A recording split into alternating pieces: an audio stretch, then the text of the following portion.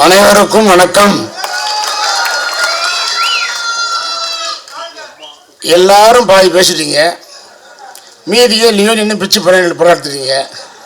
எனக்கு டைரக்டர் கிளீனாக சொல்லிட்டார். எக்ஸ்ட்ரா என்டர்டெயின்மெண்ட் சார்பில் அன்பு அண்ணன் வி மதியழகன் அவர் தயாரிப்பில் இணைத்த தயாரிப்பாளராக பாலசுப்ரமணியம் அவர்களும் சதீஷ்குமார் அவர்களும் இணைந்து ஒரு அற்புதமான படத்தை சீர சிறப்புமாக இயக்கி முடித்து இன்னைக்கு இந்த இசை அந்த ட்ரெய்லர் வெளியீட்டு விழா மூலம் உங்களை எல்லாம் சந்தித்ததில் நான் மிக்க மகிழ்ச்சி அடைகின்றேன். ஏகக்கூடியவர்கள் எல்லாருமே அருமையாக பேசுனாங்க. டைம் இல்லை, இதே மாதிரி பொதுக்கூட்டம் மாதிரி ஆயிடுச்சு. அந்த கடைசியில் பேசும்போது இப்படி தான் கொடுப்போம் பொதுக்கூட்டம், அது மாதிரி ஆகி போச்சு. இருந்தாலும் லியோன் என்ன அருமையாக பேசினார், ரொம்ப அருமையாக பேசினார். நான் பார்த்தேன் எல்லாம் பாடுவார் பட்டி நிறையா பார்த்துக்கிறோம். என்னென்னா என்ன அப்படின்னு என் மனசில் 20 வருஷம் ஒரு படம் நடிச்சோன்னு சொன்னார். நான் எப்படி 13 இயர்ஸ்க்கு அப்புறம் நடித்தோன்னா அதே மாதிரி மறுபடியும் அவர் நடிக்க வைக்கணுன்ற ஒரு குறிக்கோள் தான் நம்ம நடத்திக்கிட்டு இருந்தேன். பேசும்போது அந்தளவுக்கு ஒரு சிறப்பானது பேசுனாங்க. நக்ஷாசன் அருமையாக பேசினாங்க. அவர் சார் எங்கள் ஊர் பக்கம் எங்கள் மேலூர் தான். அவர் பையன் கார்த்தி சுப்ராஜ், ரஜினி சார் ஆக்ட் பண்ண பேட்டை படம் டைரக்டர் அவர் பையன் தான் ஆக்ட் பண்ணார். தம்பி சிவா அருமையாக பேசினார். அது படத்தில் மருமையன், ஆனால் உண்மையில் எனக்கு எங்கள் அண்ணன் என் மகன் தான் அவர். அதுமாதிரி சவுந்தர் சார், விஜயமுரளி, குமார் எல்லாம் வந்திருக்காங்க. சியாமா வந்திருக்காப்புல. என்னுடைய படத்தில் உயிர் நண்பனாக வரக்கூடிய அருமை தம்பி MS பாஸ்கர். ராதாரவன் வர முடியலை, வேணா அவருக்கு உடம்பு சரியில்லை. இருந்தாலும் அவருடைய ஆசீர்வாதத்தோடு அதுக்குரிய அண்ணன் டைரக்டர் ஆர் உதயகுமார் சார் அவர்கள், ரஜினி சார் வச்சு எஜமான் பண்ணவர், சமீபத்தில் மறைந்த அன்பு அண்ணன் விஜயகாந்தை வைத்து சின்ன கவுண்டரை படத்தை பண்ணவர் அருமையாக பேசினார். இன்றைக்கி சங்கத்தின் எங்கள் டைரக்டர் சங்கத்தின் தலைவராக வந்திருக்கிறார், அவர் வாழ்த்துக்கள். அது மாதிரி பேரரசு அவர்கள் அருமையாக பேசினார். பேரரசு அவர்களும் சாதாரண ஆள் இல்லை. தம்பி விஜய் வச்சொரு படம், திருப்பாச்சி 2 படம், சிவகாசி, அஜித் குமார் வச்சு பண்ணியிருக்காரு. நானே சொல்லுவேன், பேரரசா என்ன சார் நீங்கள் விட்டு இவ்வளோ பெரிய படம்லாம் கொடுத்தீங்க, பெரிய இதை வச்சு கொடுங்க சார் படத்தை சொல்லியிருக்கேன். அது மாதிரி அன்புமணி சார், இன்னும் சொல்ல போனால் அண்ணன் டெம்பிள் ஸ்ரீ குமார் அவர்கள் உங்களுடைய மலைப்பை ஏற்று வந்து மேலும் தோண்டி இதை தான் எனக்கு முதல் மாதிரியே சொன்னார். எங்களை ரொம்ப ஹெல்ப் பண்ணார் ஷூட்டிங்க்கு. அவருக்கும் சொல்லிக்கிறேன், எல்லாருக்கும் சொல்லிக்கிறேன். தம்பி ராஜேஷ் அவர்களுக்கும் மற்றபடியும் இங்கே திரளாக கூடிய பெரியவர்களுக்கும் தாய்மார்களுக்கும் சகோதர சகோதரிகளுக்கும் என் உயிரினும் மேலான என்றென்றும் என் மனதை விட்டு அகலாமல் பல வருஷ காலமாக என்னுடைய ரசிகராக இருக்கும் என் உடன் பிறப்புகளான ரசிகர்களுடைய உடன்பிறப்புகள், இப்போ இந்த டெய்லர் ஓடிச்சு பார்த்தீங்க, சாங் பார்த்தீங்க, சொன்ன மாதிரி 100% சாத்தியமே இல்லை. ஏன்னா 2010 நான் மீட்டிங் போயிட்டு ஆக்ஷனுங்கிறது மிகப்பெரிய விபத்து. மயிரிலையில் உயிர் தப்பினார் அப்படின்னு கேட்டிருக்கோம், பார்த்துருக்கேன், நானே டைலாக் எழுதியிருக்கேன். ஆனால் நானே அதை மாட்டிட்டேன். ஓட்டுநர் டிரைவர் ஸ்பாட் அவுட் அந்த ரியூனியன் எனக்கு சொன்னார். ஸோ அதிலிருந்து மீறி நான் இப்படி ஒரு படம் நடிப்பேன்ன்றது அது உலக அதிசயம் தான் நடந்திருக்கு. ஏன்னு கேட்டால் என் ரசிகனுடைய வேண்டுதல், இந்த தமிழக மக்களின் வேண்டுதல், பிரார்த்தனை, என் தாய்மார் வச்சு அன்பு டயட் சார் வரமா இங்கே வந்துச்சு ஓட்டலாம் கூட்டமாக நீ பாட்டினான். என்னை பார்க்கணும்னு 10-15 வருஷம் வெயிட் பண்ணதான். சாமியும் பார்த்துட்டேன்னு இருக்குது. சந்தோஷம், ரொம்ப சந்தோஷம். 2 மணி நேரத்துலேயே நான் சொன்னேன், சொல்ல மாதிரி எந்த ரசிகர் மன்றங்களுக்கும் நான் எதுவுமே செய்கிறதில்லை. ஆனால் எனக்காக உயிரையும் தரக்கூடிய அளவுக்கு என்ன பார்க்குறேன், நான் கடமைப்பட்டிருக்கேன். அது மாதிரி இந்த விழா நடப்பதற்கான டைம் முடிஞ்சுருச்சு. நாளைக்கு அடுத்த ஷோ போனவங்க, இது கமலா தேட்டர், எனக்கு மறக்க முடியாத தேட்டர் கமலா தேட்டர்.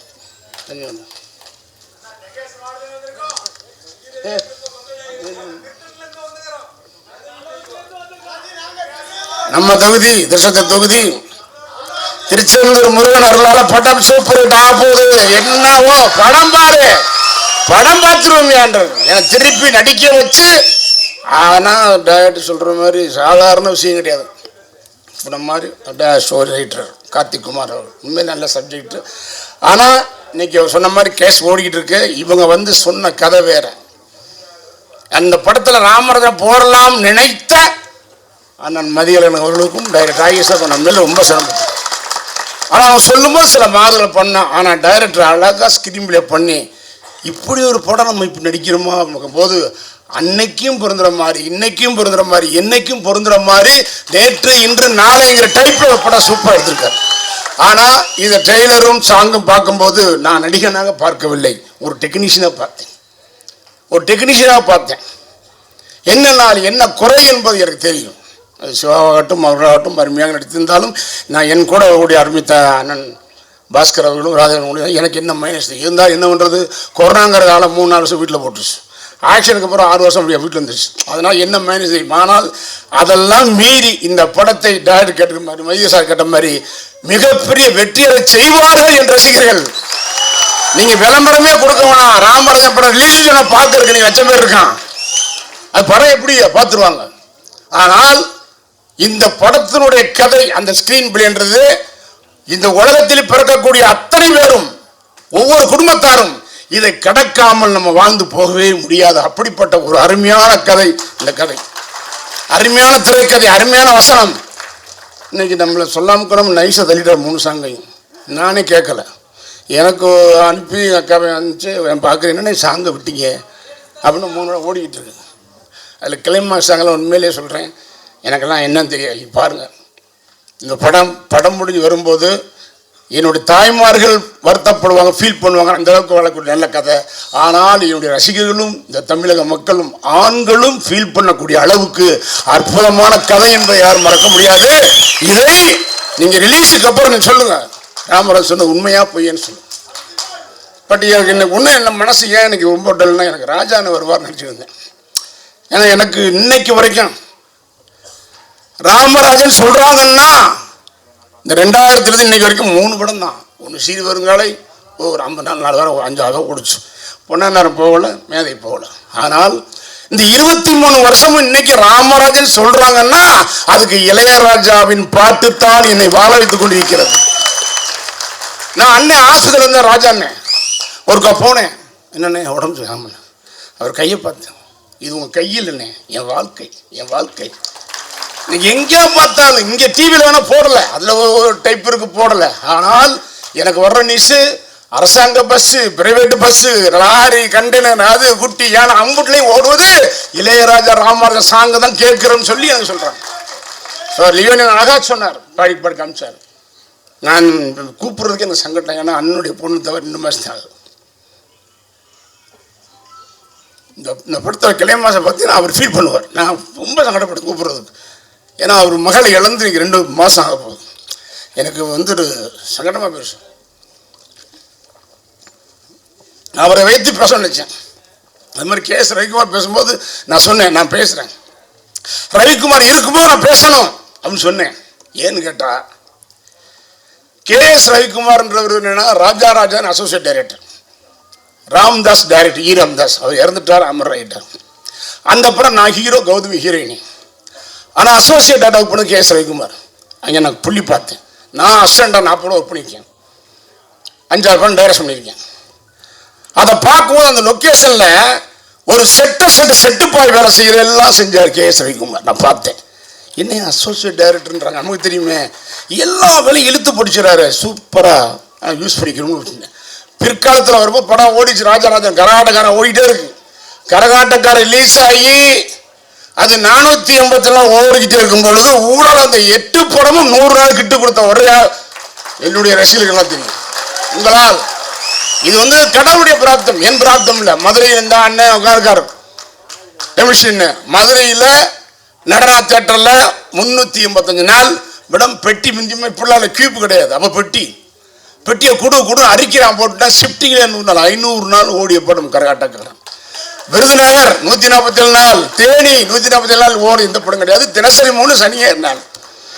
அப்படிப்பட்ட ஒரு மிகப்பெரிய ஒரு படமாக இன்னைக்கும் ஜனங்கள் ஞாபகம் வச்சக்கூடிய அளவுக்கு எனக்கு இசையமைத்து கொடுத்தவர் அண்ணன் இளையராஜா அவர்கள். இன்னைக்கு கூட அண்ணன் போகும்போது சொன்னார், ஏய் என்னடா நீயும் நானும் சேர்ந்தா ரசிகர்களும் பொதுமக்கள் பாட்டை கேட்பாங்க, நீ பாட்டே இல்லாமல் படம் நான் கொடுத்துருக்கேன்னு ஃபீல் பண்ணார். அப்போ என்னென்னா, உனக்கு நான் பாட்டு போட ரெடியாக இருக்கேன், சூப்பர் போட சென்பை மேசர் என்ன பாட்டுறான்னு நீங்கள் சொல்லி கூட சொன்னார்.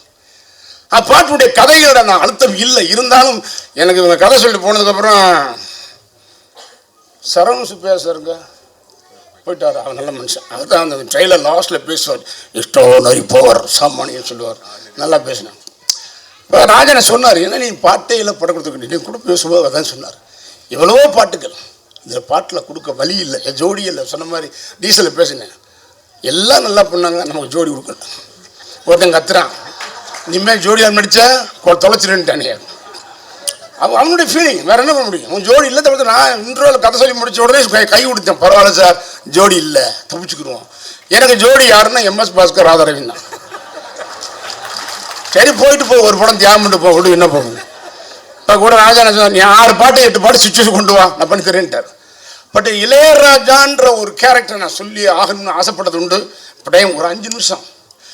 அதாவது தமிழ்நாட்டில் பிறந்து உலகமே புகழக்கூடிய ஒரு இசையமைப்பாளர் என்றால் அது அண்ணன் இசைஞானி இளையராஜா அவர்கள் தான். அது நம்மளாம் பெருமைப்பட வேண்டும். அவர் தொட்ட உச்சத்தை, அவர் வாங்கிய புகழை எந்த இசையமைப்பாளரும் பெற முடியாது. இதுவரையும் கிடையாது, இனிமேலும் கிடையாது. அவர் சாதாரண மனிதன் அல்ல. ராஜானுடைய தாயார் சின்னத்தாய் அம்மா. சின்னத்தாயின் படம் வந்திருக்கு, பாட்டு வந்திருக்கு. அந்த சின்னத்தாயம் அவர்கள் கும்மி அடிக்கும் போது பாடிப்பாங்க. அமர்னு சொல்லுவார், அப்படி பாடுவாங்க அவங்க. அதைத்தான் பிற்காலத்தில் வந்து 1000 தாமரை உடனே போட்டிருக்காரு.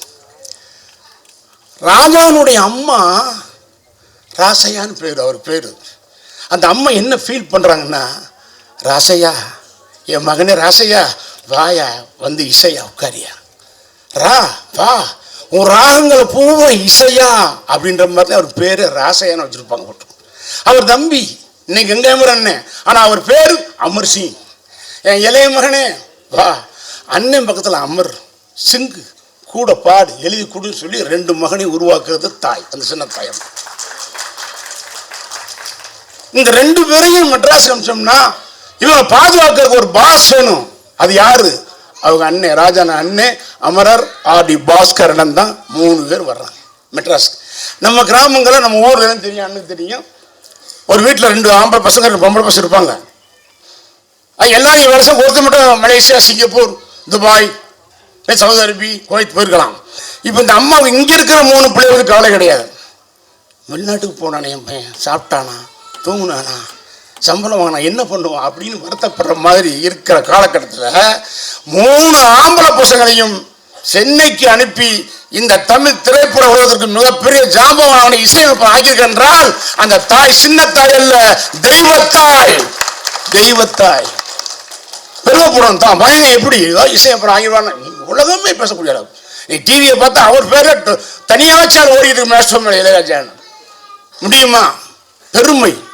தமிழ்நாடும் தமிழ் மண்ணும் தமிழ் மக்களும் மன்ற உறவு எல்லாம் என் ரசிகெல்லாம் சொல்லுவாங்க, அண்ணே ராஜானே உங்களுக்கு பண்ணா நீங்க பாடுற மாதிரியே பாடுறாரு அப்படின்னு சொல்லுவாங்க. ராஜானே பண்ணா நீங்க பாடுற மாதிரியே இருக்குண்ணே, ஒரிஜினலாக கேட்குறேன். இதில் கூட பாட்டு போடுவார் தயவு சொன்னார். அவருக்கு துடி எனக்கு நல்ல, ஏன்னா நம்ம மதுரை மாவட்டம், அவரும் மதுரை மாவட்டம், நானும் மதுரை மாவட்டம். இன்னைக்கு தேனி மாவட்டம் பிடிச்சிக்கலாம், ஆனால் கிளம்பும்போது நாங்கள் மெட்ராஸ் வரும்போது மதுரை மாவட்டம், நாங்கள் மேலூர், அவங்களுக்கு பண்ண.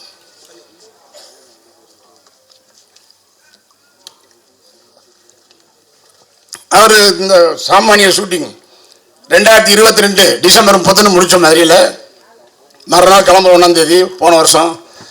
ராஜா நாங்கள் இருக்காருன்னு நியூஸ் வருது. மேனேஜருக்கு ஃபோன் கேட்குறேன், அண்ணன் இருக்காங்களா? ஆமாப்பா. அண்ணன் பார்க்கணும். அண்ணன் இங்கே பசுமடையில நாங்கள் இருக்குது மாட்டு டெம்பிள் சுட்டி இல்லை. இல்லைண்ணே வேணாம் என்னன்னு கேட்டேன். வருஷம் ஒரு பிறப்பு பார்த்துறான்னா. இல்லை அண்ணன் 5 மணிக்கு மீனாட்சி அம்மனுக்கு போகிறாரு. சரி விட்டுருங்க, அண்ணன் ஆன்மீகம்னா கரெக்டாக இருப்பார், 5 o'clock 5 o'clock இருப்பாருன்ட்டு போகலை. நான் மெட்ராஸ் பார்த்துக்கிறேன் அப்படின்ட்டு அவர் மீனாட்சி அம்மன் போவார். ஏன்னா ஒரு ஆன்மீகம், ஒரு தெய்வத்தன்மை. அவர் பாடுற அப்படிங்களா தத்திவா வாய்ஸ், அவர் குரலையும் விரலையும் என்ன வச்சுக்காருன்னு அவருக்கே தெரியல. அப்படி ஒரு மகிமை. மீனாட்சி அம்மன் போகும்போது நான் யோசித்தேன், அவர் பாருங்க அந்த ஆன்மீகத்தில் அந்த அண்ணனுக்கு நாட்டம் இருக்கிறனால அந்த மீனாட்சி அம்மன் அந்த அண்ணன் அமரர் அருமைக்குரிய அண்ணன் பஞ்சு அருணாச்சலம் மூலமாக ஒரு படத்திலே அறிமுகப்படுத்தும் போது நம்முடைய தாய் மீனாட்சி அவருக்கு ஆசி வழங்குறாங்க. அந்த அன்னை எப்படின்னா, மீனாட்சி அம்மன் வலது தொழில் இருக்குமே பச்சை கிளி, அந்த கிளியை எடுத்து அந்த அன்னை கொடுப்பதுதான் அன்னை கிளி என்று முதல் படம். இன்னைக்கு வரைக்கும் படம் பேசப்படுகின்றது. அதுல பாடுற பாட்டு மகுடி வாய்ச்சா பாம்பு ஆடும், அது எல்லாருக்கும் தெரியும், நம்மளும் பார்த்துருக்கோம். மகுடி வாய்ச்சா பாம்பு ஆடும். ஆனால் அண்ணன் இசைஞானி இளையராஜா ஹார்மோனியம் வாசிச்சா பாம்பே நடுங்கி போச்சு. இன்னைக்கு வேணா மும்பை இருக்கலாம், அன்னைக்கு பாம்பே நடுங்கி போயிடுச்சு.